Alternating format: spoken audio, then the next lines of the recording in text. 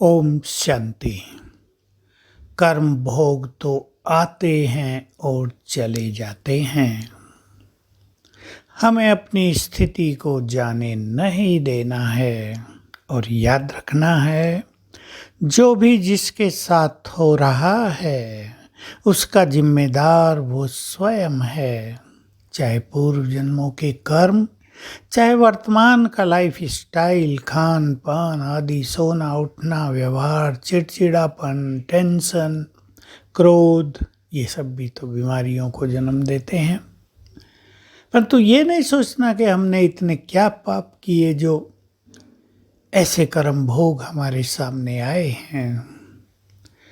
सबसे बड़ा पाप काम, महाशत्रु, जिसके बारे में संसार को पता ही नहीं कि ये भी बड़ा पाप है। पापों का बीज भी यही है। श्रीमद् भगवत गीता में भी ये वर्णन है, 3 अध्याय में ही।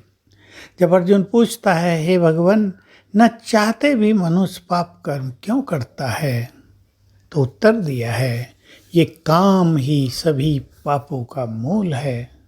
तो काम वासना में तो न जाने सभी लोग कितने तत्पर हैं और रहे हैं युगों से। उसके कारण भी शरीर का सारा रस समाप्त हो गया, शक्तियाँ समाप्त हो गई हैं, पाप कर्म हो गए हैं। वो एक सबसे बड़ा कारण है रोगों का। इसलिए शास्त्रों में भी है, जो व्यक्ति ब्रह्मचर्य का पालन करता है वो 100 वर्ष तक निरोग जीता है। वर्तमान समय यद्यपि ये बात थोड़ी सी कम लागू होती है, क्योंकि खान पान थोड़ा ज़्यादा ही दूषित हो चुका है, पानी दूषित हो चुका है, लाइफ स्टाइल बहुत ही खराब हो चुका है। लेकिन ब्रह्मचर्य शरीर की, मन की एक वास्तविक शक्ति है। ये बुद्धि को डिवाइन करती है। इसलिए आप सब जानते हैं, भारत में विद्यार्थी काल में ब्रह्मचर्य का पालन करना आवश्यक होता था। आजकल वो चीज़ें छूट गई हैं। इसलिए विद्यार्थियों को टेंशन, डिप्रेशन, प्रेशर ज़्यादा रहता है, क्योंकि ब्रह्मचर्य की शक्ति उनके पास होती नहीं। और जिनके पास है वो बहुत अच्छे रहते हैं, आगे निकल जाते हैं। तो हम अपने को चेंज करेंगे। दवाई करना भी आवश्यक है। एलोपैथी भी कर सकते हैं, नहीं होता आयुर्वेदिक, होम्योपैथी, नेचर क्योर, जितनी भी थेरेपीज हैं, अल्टरनेटिव थेरेपीज, एक्यूप्रेशर, एक्यूपेंचर, सबका लाभ लेना चाहिए। ये नहीं हम तो केवल होम्योपैथी करते हैं, नेचर क्योर करते हैं, हम एलोपैथी क्यों लें, ये भी गलत है।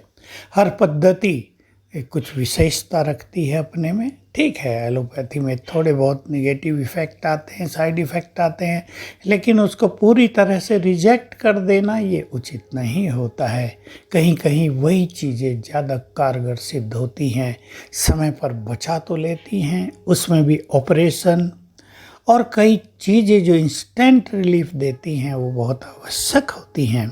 तो हम सभी अपने मन की स्थिति को भी बहुत शक्तिशाली बनाएं। और मैंने आपको एक चीज़ कही थी, पवित्रता की किरणें और शक्तियों की किरणें पूरे शरीर को दिया करें।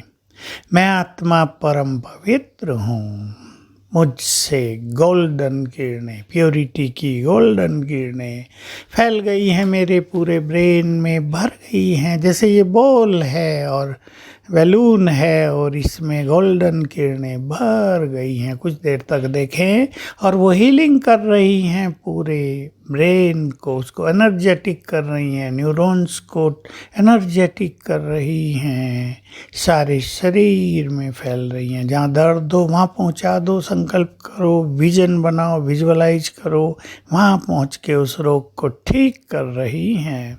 ऐसे ही मैं आत्मा मास्टर सर्वशक्तिवान हूँ। उसके किरणें भी, लाल किरणें ब्रेन में भर गई, पूरे शरीर में जो अंग कमज़ोर हैं उनमें फैल गई, उनको ठीक कर रही हैं। ये सब अभ्यास भी बहुत फ़ायदा करेंगे। सोने से पहले उठते ही मैं बिल्कुल निरोग हूँ, स्वस्थ हूँ, बहुत भाग्यवान हूँ, बहुत खुशनसीब हूँ, बहुत सुखी हूँ, मेरे जैसा भाग्यवान खुशनसीब कोई नहीं। एक बार आनंद से अपने ब्रेन को भर देंगे माइंड को भर देंगे तो शारीरिक बीमारियां विदाई ले जाएंगी। बीमारी कॉन्शियस न होकर सोल कॉन्शियस होंगे तो जल्द ही रिलीफ मिलेगी। ओम शांति।